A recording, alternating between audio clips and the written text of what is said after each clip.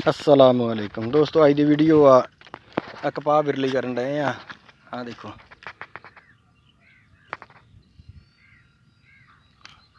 कपाह का एक एक बूटा इस तरह की जाने वो कपाह बिरली की पई आ देखो माशाल्लाह बहुत ज़बरदस्त बिरली हुई आ। कपाह की तादाद माशाल्लाह बिल्कुल पूरी आ।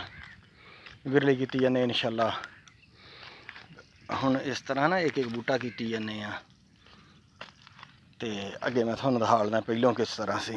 पहलों आ देखो इस तरह कोई एक बूटा तो कोई ज़्यादा बूटे आ तो इस तरह बाकी सारे कड्ढी जाने तो सिर्फ एक एक बूटा छड्डी जाने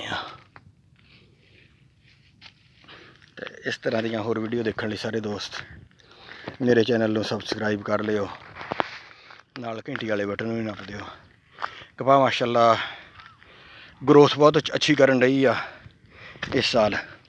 तो बाकी जी मेरे रब की रजा होनी आ, नसीब मुकद्दर होना उही लभना है। आ देखो माशाल्लाह इस तरह की होर वीडियो देखने लिए मेरे चैनल को सबसक्राइब कर लियो, नाल घंटी वाले बटन भी नप दियो। जज़ाकल्लाह खैर।